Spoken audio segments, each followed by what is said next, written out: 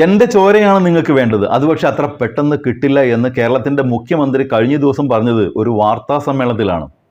ഏകദേശം 40 മിനിറ്റ് സമയം കേരളത്തെ ബാധിക്കുന്ന വിവിധ വിഷയങ്ങൾ വാർത്താ സമ്മേളനത്തിലൂടെ വിശദീകരിച്ചതിന് ശേഷവും അതുമായി ബന്ധപ്പെട്ട് ഒരു ചോദ്യം പോലും ചോദിക്കാതെ തൻ്റെ മകൾക്കെതിരെ SFIO നൽകിയ ഒരു പരാതിയുമായി ബന്ധപ്പെട്ട് ആവർത്തിച്ച് ചോദ്യങ്ങൾ ചോദിച്ചപ്പോഴാണ് മുഖ്യമന്ത്രിക്ക് അങ്ങനെ പറയേണ്ടി വന്നത്. ED അടക്കമുള്ള കേന്ദ്ര അന്വേഷണ ഏജൻസികളെ കേന്ദ്ര സർക്കാർ രാഷ്ട്രീയ വേട്ടയ്ക്ക് ഉപയോഗിക്കുന്നു എന്നത് കേവലം ഇടതുപക്ഷത്തിൻ്റെ ഒരു ആരോപണമല്ലല്ലോ. 14ഓളം രാഷ്ട്രീയ പാർട്ടികൾ, പ്രതിപക്ഷ രാഷ്ട്രീയ പാർട്ടികൾ സുപ്രീം കോടതിയെ സമീപിച്ചത് ഈ വിഷയവുമായി ബന്ധപ്പെട്ടാണ്. 95% കേസുകളും ED രജിസ്റ്റർ ചെയ്ത കേസുകളും പ്രതിപക്ഷ പാർട്ടി നേതാക്കൾക്കെതിരെയാണെന്ന് തെളിവ് നിരത്തിയാണ് സുപ്രീം കോടതിയിൽ പ്രതിപക്ഷ പാർട്ടികൾ തെളിയിച്ചത്. എന്നാൽ ഇടതു നേതാക്കൾക്കെതിരെ ഏതെങ്കിലും തരത്തിൽ അവർ തിരിഞ്ഞാൽ, കേന്ദ്ര അന്വേഷണ ഏജൻസികൾ തിരിഞ്ഞാൽ, കേരളത്തിലെ വലതുപക്ഷത്തിനും മാപ്രകൾക്കും ഗ്രഹണി പിടിച്ച കുട്ടികൾക്ക് ചക്കപ്പുഴുക്ക് കിട്ടിയ പോലെ ആർത്തിയാണ്. മുസ്ലിം ലീഗ് MLA കമറുദ്ദീനെ ED അറസ്റ്റ് ചെയ്തപ്പോഴും കോൺഗ്രസ് MLA K ബാബുവിൻ്റെ സ്വത്ത് കണ്ടുകെട്ടിയപ്പോഴും 5 മിനിറ്റ് പോലും ചർച്ച നടത്താത്ത മാധ്യമങ്ങളാണ് ഇപ്പോൾ വീണ വിജയന്റെ പേരും പറഞ്ഞ് പിണറായിയുടെ മെക്കെട്ട് കയറാൻ ആർത്തി കാണിക്കുന്നത്. കഴിഞ്ഞ ദിവസം നടന്ന ഒരു ചാനൽ ചർച്ചയിൽ മാപ്രകളുടെയും പ്രതിപക്ഷത്തിൻ്റെയും ഈ അമിത താല്പര്യത്തെ പൊളിച്ചടുക്കുന്നുണ്ട് സഖാവ് K അരുൺകുമാർ. ഞാൻ എറണാകുളത്തുനിന്ന് ഈ ചർച്ചയിൽ പങ്കെടുക്കുന്നത്. തൊട്ടടുത്ത് ഞങ്ങളുടെ MLA, ഈ തൃപ്പൂണിത്തറ MLA 25 ലക്ഷം രൂപ കോൺഗ്രസിന്റെ MLA മിസ്റ്റർ ബാബു അത് ED കണ്ടുകെത്തിയിട്ട് 2 ആഴ്ചയായുള്ളൂ.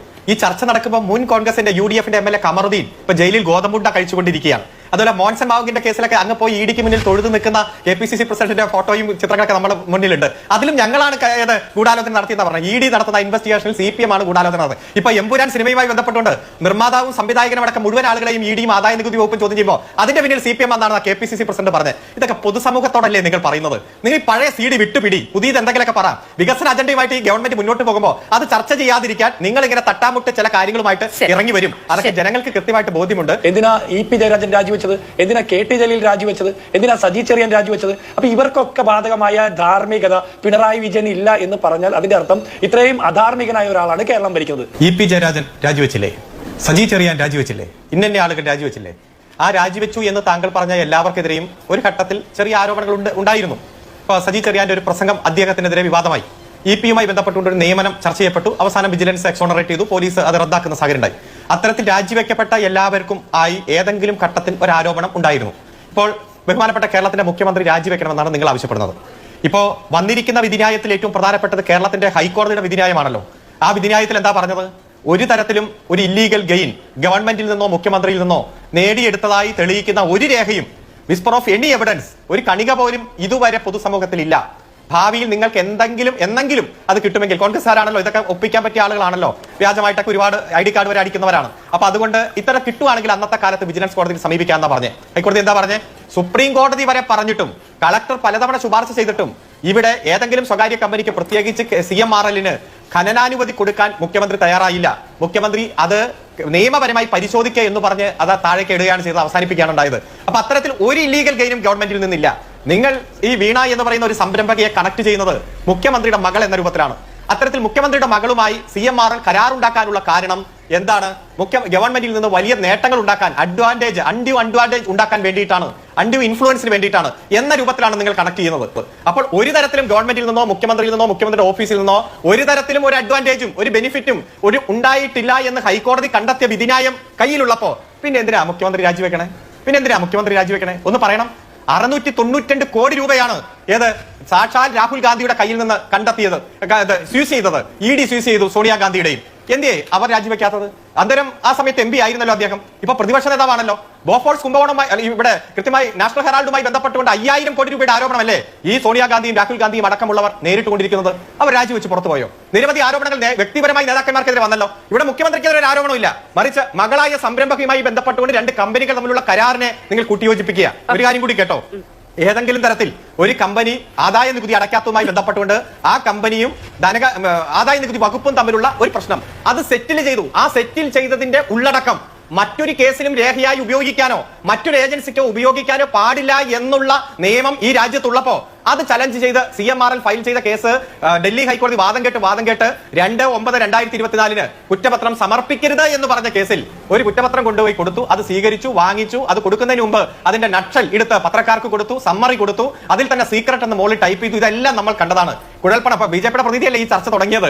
കുടകര കുഴൽപ്പണത്തിൽ നിങ്ങളുടെ അന്വേഷണത്തിന്റെ റിപ്പോർട്ട് എന്താണെന്ന് നമ്മൾ കണ്ടല്ലോ. ഏത് സ്ഥലം വാങ്ങിക്കാൻ പോയ കേസ് ഒരു തുകയാണ് 41.6 കോടി രൂപ എന്ന് നിങ്ങൾ കണ്ടെത്തിയല്ലോ. അപ്പൊ നിങ്ങൾ ചിലരെ വെളുപ്പിക്കും, സെലക്ടീവ് പ്രോസിക്യൂഷൻ നടത്തും, സെലക്ടീവ് ലീക്കേജ് നടത്തും. അത് കണ്ടുകൊണ്ട് കോൺഗ്രസ് വലിയ തരത്തിൽ അട്ടഹാസം നടത്തും. മറ്റൊരു രാഷ്ട്രീയ വിഷയത്തിലും അഭിപ്രായം പറയാനില്ലാതെ അതമ്പതിച്ച് ആഭ്യന്തര കലഹത്താൽ തകർന്ന് തരിപ്പണമായി ആജീവനാന്ത പ്രതിപക്ഷമായി മാറിയിരിക്കുന്ന കോൺഗ്രസിന് എന്തെങ്കിലും ഒരു കച്ചിത്തുരുമ്പ് കിട്ടാൻ വേണ്ടി മുഖ്യമന്ത്രി എന്ന് പറയും. ഇത് ഞങ്ങൾ സ്വർണ്ണക്കള്ളക്കടത്തിൽ കണ്ടു, ബിരിയാണി ചമ്പിൽ കണ്ടു, ഈന്തപ്പഴത്തിന്റെ കുരുവിന്റെ രൂപത്തിൽ കണ്ടു, ലൈഫ് പദ്ധതി അഴിമതി എന്ന രൂപത്തിൽ കണ്ടു, ഖുറാന്റെ ഉള്ളിൽ കണ്ടു.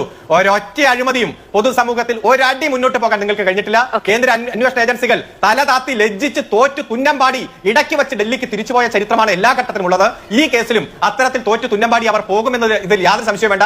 അതുകൊണ്ടാണ് പറയുന്നത്, ഏത് അന്വേഷണമാകട്ടെ, കേന്ദ്രമല്ലേ, അവരുടെ കയ്യിലിരിക്കുന്ന അന്വേഷണ ഏജൻസി അല്ലേ, എന്തും ചെയ്യാൻ പാടില്ലെന്ന് നിയമം പറഞ്ഞാൽ അതും ചെയ്യാം. സുപ്രീം കോടതി നമ്മൾ പറഞ്ഞു ഭരണഘടനയാണ് വലുത്, ഗവർണർ ഇവിടെ അമിതാധികാരം കാണിക്കുന്നു. അതായത് 3.5 കൊല്ലമാണ് മാധ്യമങ്ങൾ ചർച്ച നടത്തി. എത്ര ഹീറോ ആയിട്ടാണ് ഈ കേരളത്തിന്റെ ആരിഫ് മുഹമ്മദ് ഖാനെ അടക്കം ചിത്രീകരിച്ച് നമ്മൾ കണ്ടല്ലോ. സുപ്രീം കോടതിയുടെ ഒറ്റ വിധിന്യായത്തിൽ CPM പറഞ്ഞതാണ് ശരി, കേരളത്തിന്റെ മുഖ്യമന്ത്രി പല ഘട്ടങ്ങളിലും സൂചിപ്പിച്ചതാണ് ശരി. ഇവിടെ ഗവൺമെന്റിന്റെ ഉപദേശവും നിർദ്ദേശവും അനുസരിച്ച് മാത്രമേ ഗവർണർ നമുക്ക് പ്രവർത്തിക്കാൻ കഴിയൂ എന്ന് കണ്ടില്ലേ. അതുപോലെ സാമ്പത്തിക ഫെഡറലിസം തകർക്കുന്ന നയത്തിനെതിരെ ഞങ്ങൾ ഫയൽ ചെയ്ത കേസ് സുപ്രീം കോടതിയുടെ ഭരണഘടനാ ബെഞ്ച് പരിശോധിക്കാൻ പോവുക. അവിടെയും ഞങ്ങൾ മുന്നോട്ട് വെച്ച നിലപാടാണ് ശരിയെന്ന് സുപ്രീം കോടതി കണ്ടെത്തും, പരമാവധി നീതിപീഠം കണ്ടെത്തും. കേന്ദ്ര ഇൻവെസ്റ്റിഗേഷൻ ഏജൻസികളുമായി ബന്ധപ്പെട്ടുകൊണ്ട് പലതവണ കണ്ടെത്തി കഴിഞ്ഞു.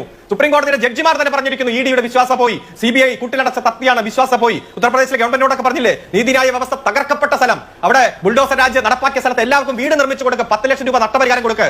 ഈ അധികാരമുണ്ടെന്ന് വെച്ചുകൊണ്ട് പ്രതിപക്ഷത്തിന്റെ സ്വരത്തെ ഇല്ലാതാക്കാൻ നടത്തുന്ന ഇത്തരത്തിലുള്ള അധമ രാഷ്ട്രീയ പ്രവർത്തനത്തെ ഈ രാജ്യം തിരിച്ചറിയുക തന്നെ ചെയ്യും. പക്ഷെ വാളയാർ ചെക്ക് പോസ്റ്റിന് അപ്പുറത്തേക്ക് കോൺഗ്രസിന് ഒരു നയം.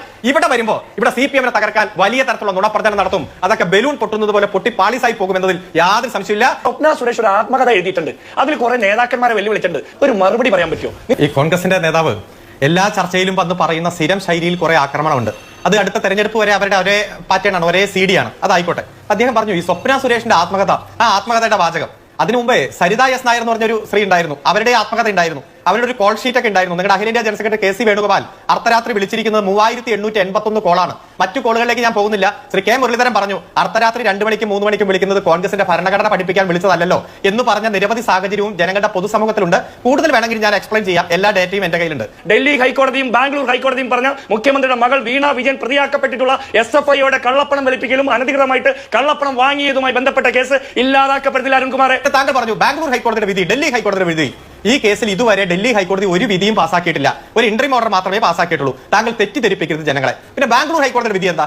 അവിടെ വീണ തൈക്കണ്ടിൽ കൊടുത്ത കേസുമായി ബന്ധപ്പെട്ടുകൊണ്ട് ഈ SFIO പറഞ്ഞത്, ഞങ്ങൾ അന്വേഷിക്കുന്നത് ഇവിടെ കമ്പനിയുടെ ഫ്രോഡുമായി ബന്ധപ്പെട്ട് 182 കോടി രൂപ അനധികൃതമായി രാഷ്ട്രീയ നേതാക്കൾ, അതുപോലെ പത്രമാധ്യമങ്ങൾ, അതുപോലെ അമ്പലം പള്ളിക്കൊക്കെ കൊടുത്തിട്ടുണ്ട്. ആ തുക കൂടിയാണ്, അതാണ് മെയിൻ അന്വേഷണം. അതിനൊപ്പം അനുബന്ധ കാര്യങ്ങൾ ഉണ്ടായപ്പോഴാണ് then you can continue the investigation എന്ന് പറഞ്ഞത്. അല്ലാതെ വീണ തൈക്കണ്ടിക്കെതിരെ അന്വേഷിച്ചോ എന്ന രൂപത്തിലല്ല. അതുകൊണ്ട് വസ്തുതകൾ തെറ്റിദ്ധരിപ്പിക്കാൻ അങ്ങ് ശ്രമിക്കരുതെന്നതാണ് പറയുന്നത്. രാഹുൽ ഗാന്ധി 691 കോടി രൂപ പിടിച്ചെടുത്തുന്നു ആരോ EDയോ ആരോ, അത് അരുൺകുമാർ ഒന്ന് സാക്ഷ്യപ്പെടുത്തി അതിന്റെ തെളിവ് ഹാജരാക്കിയിട്ട് പോയി. കോൺഗ്രസ് പ്രതിനിധി പറഞ്ഞു രാഹുൽ ഗാന്ധിക്കെതിരെ എന്തോ ആരോപണം ഞാൻ തെളിയിക്കണം.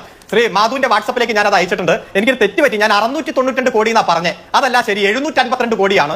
അന്ന് വന്ന പത്രവാർത്ത 2023 വന്ന പത്രവാർത്തയും അതിൽ ആ പണത്തിന്റെ തോതും എല്ലാം പറഞ്ഞിട്ട് ഞാൻ അങ്ങേക്ക് അയച്ചിട്ടുണ്ട്. സമയം കിട്ടുമ്പോൾ ഒന്ന് വായിച്ചു നോക്കുക. ഞാൻ പറഞ്ഞ സ്റ്റാൻഡിൽ ഞാൻ ഉറച്ചു നിൽക്കുന്നു. ഒന്ന് ഡൽഹി ഹൈക്കോടതി കുറ്റപത്രം സമർപ്പിക്കരുത് എന്ന് പറഞ്ഞിട്ടുണ്ട്, അങ്ങനെ എവിടെയും പറഞ്ഞിട്ടില്ല. പിന്നെ ബിജെപിയുടെ പ്രതിനിധി എത്ര തെറ്റിദ്ധരിപ്പിക്കുന്നു. ഒരു കോടതിയിൽ അങ്ങൊരു അഭിഭാഷകനല്ലേ, facts should be true, comments are free. താങ്കൾക്ക് താങ്കളുടെ കമന്റ് പറയാം, പാർട്ടിയുടെ അഭിപ്രായം പറയാം, പക്ഷെ ഇങ്ങനെ തെറ്റിദ്ധരിപ്പിക്കാമോ? ഞാൻ മാധുവിന്റെ വാട്സപ്പിലേക്ക് ഈ ഡൽഹി ഹൈക്കോടതിയിൽ പെൻഡിംഗ് നിൽക്കുന്ന ഒരാഴ്ചയായിട്ട് വാദം നടക്കുന്ന മുഴുവൻ പെറ്റീഷനും അയച്ചിട്ടുണ്ട്. അതിന്റെ 6ാമത്തെ പാരഗ്രാഫ് തുടങ്ങുന്നത് ഇങ്ങനെയാണ്: that the said application was listed before this honorable court on 23/8/2024, 30/8/2024 and 2/9/2024. On 2/9/2024, after hearing the parties in length and finding merit in the submission made by the petitioner, this honorable court was pleased to pass an oral observe and direct the respondent number 4 SFIO to continue its investigation but not to file any investigation report before section 212 of Companies Act. Section 212 പ്രകാരം നടക്കുന്ന അന്വേഷണം തുടരാം, പക്ഷെ കുറ്റപത്രം കൊടുക്കാൻ പാടില്ലെന്ന് ഡൽഹി ഹൈക്കോടതി പറഞ്ഞിരിക്കുന്ന വാചകം ആ 6th പാരഗ്രാഫിൽ കൃത്യമായിട്ടുണ്ട്. എന്തിനാ മിസ്റ്റർ നിങ്ങൾ ഇങ്ങനെ തെറ്റിദ്ധരിപ്പിക്കുന്നത്? നിങ്ങളുടെ അന്വേഷണത്തിന്റെ രീതിയും നിങ്ങളുടെ വെളുപ്പിക്കലും പ്രതിപക്ഷത്തിനെതിരെ കാണിക്കുമ്പോൾ നിങ്ങളുടെ ഇടപെടലും ഒക്കെ സമൂഹത്തിലുണ്ട്. പക്ഷെ കോടതിയുടെ ഫാക്സിനെ തെറ്റിദ്ധരിപ്പിക്കാമോ? എന്നിട്ട് നിങ്ങൾ എന്താ പറഞ്ഞത്? ഡൽഹി ഹൈക്കോടതിക്ക് ജൂറിസ്ഡിക്ഷൻ ഇല്ല. ഈ അന്വേഷണം ആരംഭിക്കുന്നത് എങ്ങനെയാ? ഇന്റർ സെറ്റിൽമെന്റ് ബോർഡിന്റെ ഡൽഹിയിൽ നടക്കുന്ന പ്രൊസീഡിംഗ്സാ. ആ ഡൽഹിയിൽ നടക്കുന്ന പ്രൊസീഡിംഗ്സിൽ ഡൽഹിയിലെ ഹൈക്കോടതിക്കാണ് jurisdiction. That is why CMRL filed writ petition before the Delhi court. ആ ജൂറിസ്ഡിക്ഷൻ ഇല്ല എന്ന് എങ്ങനെ കോടതി പറഞ്ഞു? വന്നിട്ട് മറ്റൊരു ജഡ്ജിക്ക് വിട്ടു. എന്താ ഈ മറ്റൊരു ജഡ്ജി എവിടെയാ? ഈ ഡയറക്ഷൻ കൊടുത്ത് കുറ്റപത്രം കൊടുക്കരുതെന്ന് പറഞ്ഞ ജഡ്ജി ഉണ്ടല്ലോ മിസ്റ്റർ സുബ്രഹ്മണ്യം, ആ ജഡ്ജിയുടെ മുന്നിലേക്ക് തന്നെയാണ് കേസ് പോസ്റ്റ് ചെയ്തത്. കാരണം ആ ജഡ്ജിയെ അലഹബാദ് ഹൈക്കോടതിയിലേക്ക് ട്രാൻസ്ഫർ ചെയ്തു എന്നും അങ്ങനെ ട്രാൻസ്ഫർ ചെയ്തുകൊണ്ട് മറ്റൊരു ജഡ്ജിയുടെ അടുത്തേക്ക് പോയി എന്നൊക്കെയാണ് നമ്മൾ വിചാരിച്ചത്. പക്ഷേ ട്രാൻസ്ഫർ ഓർഡർ വന്നു, ട്രാൻസ്ഫർ ഇംപ്ലിമെന്റ് ചെയ്തിട്ടില്ല, എക്സിക്യൂട്ട് ചെയ്തിട്ടില്ല. ആ കോടതിയിൽ തന്നെ അദ്ദേഹമുണ്ട്. അപ്പോൾ ഇത്തരത്തിലൊരു ഇൻട്രീം ഓർഡർ അദ്ദേഹം കൊടുത്തിരുന്നോ ഇല്ലയോ എന്ന് വെരിഫൈ ചെയ്യാൻ ആ സമയത്ത് മാസങ്ങൾ വാദം കേട്ട് വിധി പറയാൻ മാറ്റിവെച്ച ജഡ്ജിയുടെ മുന്നിലേക്ക് തന്നെയാണ് ഇത് ചെയ്തിരിക്കുന്നത്. GST അടച്ചിട്ടുണ്ട്, ഇത് നിയമപരമായ അക്കൗണ്ടിലേക്ക് ട്രാൻസ്ഫർ ചെയ്തു വന്ന പണമാണ്, അതിൽ നികുതി അടച്ചിട്ടുണ്ട് തുടങ്ങിയ കാര്യങ്ങൾ, അതാണ് വെളുപ്പിക്കൽ എന്നുള്ള ആരോപണമാണ് അദ്ദേഹം മുന്നോട്ട് വെക്കുന്നത്. അങ്ങ് ചോദിച്ച ചോദ്യം, ഏതെങ്കിലും തരത്തിൽ വന്ന പണം നികുതി അടച്ചാൽ അത് സാധുതയാകും. ഇവിടെ കൃത്യമായി നമ്മുടെ മുന്നിലുണ്ടല്ലോ, ഇവിടെ ഡിസ്പ്യൂട്ട് ബിറ്റ്വീൻ ആദായ നികുതി വകുപ്പ് ആൻഡ് CMRലാണ്. ആ ഡിസ്പ്യൂട്ടിൽ മറ്റാരുമില്ല. അവർ കൊടുത്ത രേഖയും മറ്റു കാര്യങ്ങളും പരിശോധിക്കുമ്പോഴാണ് രാഷ്ട്രീയ നേതാക്കൾക്ക് ഇത്ര, പള്ളിക്ക് ഇത്ര, അമ്പലത്തിന് ഇത്ര, മാധ്യമങ്ങൾക്ക് ഇത്ര എന്നുള്ള കണക്ക് വന്നത്. അതിന്റെ അടിസ്ഥാനത്തിൽ അവർ ഒരു ഉത്തരവ് പാസ്സാക്കുന്നു. ആ സമയത്ത് മറ്റാരെയും കേട്ടിട്ടില്ല, അതായത് വീണയുടെ കമ്പനി എക്സിക്യൂട്ടീവിനെ കേട്ടിട്ടില്ല. ആ ഉത്തരവിന്റെ കണ്ടന്റ് എടുത്തിട്ടാണ് ഈ പ്രൊസീജിംഗ്. അതുമായി ബന്ധപ്പെട്ടുകൊണ്ട് ഇവർ കൊടുത്ത പണം, അത് കരാറ്, എഗ്രിമെന്റ്, GST, അതുപോലെ അതിന്റെ ബാലൻസ് ഷീറ്റ്, അത് എല്ലാം നമ്മുടെ മുന്നിലുണ്ട്. കുറെ നാളായിട്ട് നമ്മൾ ചർച്ച ചെയ്തുകൊണ്ടിരിക്കുന്നതാണ്. ഇത് ചില ഉദ്യോഗസ്ഥന്മാർ വിസ്തരിച്ചപ്പോൾ അവർ പറഞ്ഞു ഞങ്ങൾ ഉദ്ദേശിച്ച സേവനം കിട്ടിയിട്ടില്ല. കൃത്യമായി നോക്കണം, 3 പേരിൽ 2 പേരും പറഞ്ഞത് ഞങ്ങൾ ഉദ്ദേശിച്ച സേവനം കിട്ടിയിട്ടില്ല. അതിനുശേഷം കമ്പനി അഫിഡവിറ്റ് ഫയൽ ചെയ്തു, CMRL. ആ കമ്പനിയുടെ അഫിഡവിറ്റ് സ്വീകരിച്ചില്ല എന്നത് പല ഘട്ടത്തിൽ നമ്മൾ ചർച്ച ചെയ്താണല്ലോ. FSI അന്വേഷിക്കുന്നു, എന്താണ് സേവനം, കമ്പനി പറയട്ടെ, കരാറിന്റെ ഉള്ളടക്കം പറയട്ടെ, അതുപോലെ തന്നെ ഈ ബാങ്ക് ട്രാൻസാക്ഷൻ പറയട്ടെ. ഇതിലൊന്നും ആർക്കും ഒബ്ജക്ഷൻ ഇല്ല, ചെയ്തോട്ടെ. പക്ഷെ ഒറ്റ കാര്യം, ഇതിൽ OC അതുപോലെ കുഞ്ഞാലിക്കുട്ടി മറ്റേ പേര് പറഞ്ഞിട്ടുണ്ട് കുറെ. അത് ചില ആളുകൾ പറഞ്ഞു അത് ഞങ്ങളാണ്, ഞങ്ങൾ മേടിച്ചതാണ്, എത്രയാണെന്ന് ഞങ്ങൾക്ക് ഓർമ്മയില്ല.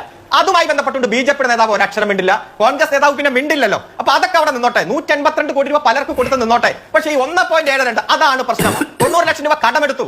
മുഖ്യമന്ത്രിയുടെ മോളുടെ സംരംഭത്തിന് 90 ലക്ഷം കടമെടുക്കേണ്ടി വരിക എന്ന് പറഞ്ഞാൽ അത് നമുക്കറിയാം, അത്രയും ബുദ്ധിമുട്ടും സംവിധാനം ഒരു സംരംഭകയുടെ ബുദ്ധിമുട്ട്. ഈ കണക്ക് ഇപ്പൊ 1.7 കോടി എന്നത് 2.7 കോടി ആവുന്നത് വരെ എംപവർ ഇന്ത്യയിൽ നിന്ന് കടമെടുത്ത എന്തെങ്കിലും ഒരു കാര്യം CPM ഏതെങ്കിലും ഒരു പ്രതിനിധിയോ മുഖ്യമന്ത്രിയോ ആരെങ്കിലും പറഞ്ഞു കേട്ടിരുന്നോ?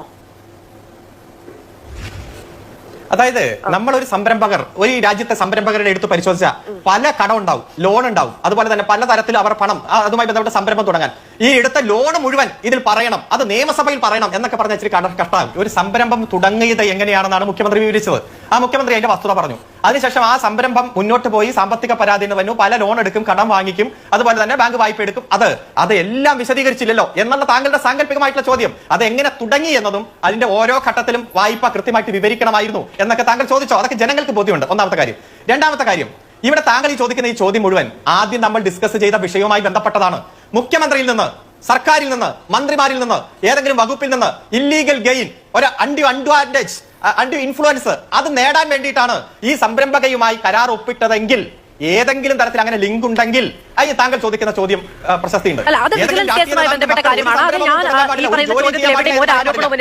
CM അതിൽ ഇടപെട്ടിട്ടുണ്ട് എന്ന് സംബന്ധിച്ച് ഒരു തെളിവും നിലവിൽ കിട്ടിയിട്ടില്ല എന്ന് അങ്ങ് നേരത്തെ പറഞ്ഞതുപോലെ പരമപ്രധാനമായ കേരള ഹൈക്കോടതി തന്നെ പറഞ്ഞൊരു കാര്യമാണ്. കേരളത്തിന്റെ മുഖ്യമന്ത്രിയുടെ മകളാണ് T. വീണ എന്നറിയാതെയാണോ അദ്ദേഹത്തിന് അവർക്ക് ഈ സംരംഭം തുടങ്ങാനുള്ള ഒരു പണം, ഇനീഷ്യൽ എമൗണ്ട്, അല്ലെങ്കിൽ അതുമായി ബന്ധപ്പെട്ട് സാമ്പത്തിക പ്രശ്നം ഉണ്ടാകുന്ന സമയത്ത് സഹായം ഒരു കമ്പനി ഉടമ നൽകുന്നത്? ഇതിപ്പോ ഈ ഏതെങ്കിലും തരത്തിൽ ഒരു അൺഡ്യൂ ഇൻഫ്ലുവൻസോ, സ്വാധീനമോ, മറ്റ് അതിന്റെ ബെനിഫിറ്റോ, ഇല്ലീഗൽ ലോസോ, ഇല്ലീഗൽ ഗെയിനോ ഒന്നുമില്ല എന്ന് വ്യക്തമായിരിക്കെ നിങ്ങൾ വീണ്ടും ഇങ്ങനെ ചോദിച്ചാൽ, വീണ തൈക്കണ്ടി ഈ പാർട്ടിയുടെ പ്രധാനപ്പെട്ട നേതാവൊന്നുമല്ല. ഏതെങ്കിലും ഒരു പാർട്ടി നേതാവ് എന്തെങ്കിലും ബിസിനസ് തുടങ്ങിയാൽ ചിലപ്പോൾ അതുമായി ബന്ധപ്പെട്ടുള്ള അനുവാദം, മറ്റു കാര്യങ്ങളൊക്കെ താങ്കൾ ചോദിച്ചല്ലോ. ഈ ഒരു നേതാവിന്റെ മകൻ, ഇപ്പൊ സാക്ഷാൽ കോടിയേരി ബാലകൃഷ്ണന്റെ മകൻ, ആ മകൻ കേസിൽ പ്രതിയായപ്പോൾ എത്ര ഗൗരവമായിട്ടുള്ള ചർച്ചയാണ്. എനിക്ക് തോന്നുന്നത് മാതൃഭൂമി അടക്കം ദിവസങ്ങൾ ചർച്ച ചെയ്തിട്ടുണ്ട്. അവസാനം ഒരു തെളിവുമില്ലെന്ന് പറഞ്ഞ് ആ രോഗശയ്യയിൽ കിടക്കുമ്പോൾ ഏറ്റവും അവസാനം അദ്ദേഹത്തിന്റെ പത്രസമ്മേളനം താങ്കൾക്ക് ഓർമ്മയുണ്ടാവും.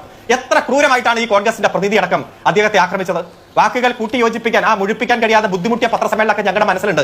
ആ മകന്റെ അന്നത്തെ ജയിൽവാസമെല്ലാം ആ രോഗാവസ്ഥയിൽ അദ്ദേഹത്തെ ഒരുപാട് തളർത്തിയിട്ടുണ്ട്. പക്ഷേ ഏറ്റവും അവസാനം ഈ കോടതി ഒരു തെളിവുമില്ലെന്നും പറഞ്ഞ് പുറത്തേക്ക് വിടുമ്പോൾ ഒന്ന് ആലോചിക്കുക, ഒരു ചെറുപ്പക്കാരനെ 1.25 വർഷമാണ് ജയിലിട്ട്. എത്രയോ അനുഭവങ്ങളിലൂടെ കടന്നുപോയവരാണ് ഞങ്ങൾ. എന്തിനാണ് EDയും CBIയും കസ്റ്റംസും എക്സൈസും എല്ലാം അങ്ങനെ ചെയ്തത്? ഇപ്പോഴും നിങ്ങൾ ആരോപണം ഉന്നയിക്കുന്നു. കാരണം വീണ തൈക്കണ്ടി വന്ന പത്രസമ്മേളനം നടത്തി മറുപടി പറയില്ല, ചാനൽ ചർച്ചയിൽ അതിഥിയായിട്ട് വരികയില്ല. അതുകൊണ്ട് എത്ര ആരോപണം ഉന്നയിക്കാം, പൊലിപ്പിക്കാം. BJPക്കും കോൺഗ്രസിനും എഴുതി കൊണ്ടുവരുന്ന വാചക കസർത്ത് ഇത്തരത്തിലുള്ള ആളുകളോട്, പ്രത്യേകിച്ച് രാഷ്ട്രീയ പാർട്ടികളുടെ നേതാക്കന്മാരുടെ മക്കളോട് അങ്ങ് ഉന്നയിച്ചുകൊണ്ടേയിരിക്കാം. പാർട്ടിയുടെ സംസ്ഥാന സെക്രട്ടറി രാഷ്ട്രീയ വേട്ടയാണെന്നാണ് പറയുന്നത്. പിന്നെ രാഷ്ട്രീയ വേട്ടയല്ലേ ഇത്? ഇതിൽ കൂടുതൽ എന്ത് തെളിവ് വേണം? ആദ്യം ഡൽഹി ഹൈക്കോടതിയിൽ ഈ കുറ്റപത്രം നിൽക്കുമോ, കൊടുക്കാമോ എന്നെങ്കിലും തീരുമാനമാകുന്നവരെ ഈ ചർച്ചയൊന്നും മാറ്റിവെക്കാൻ നിങ്ങൾ തയ്യാറാവുന്നില്ലല്ലോ. നിങ്ങൾക്ക് ചർച്ച നടത്തി പൊലിപ്പിക്കണം. മറ്റൊരു വീഡിയോ ആയിട്ട് വരുന്നവരെല്ലാവർക്കും ഗുഡ് ബൈ.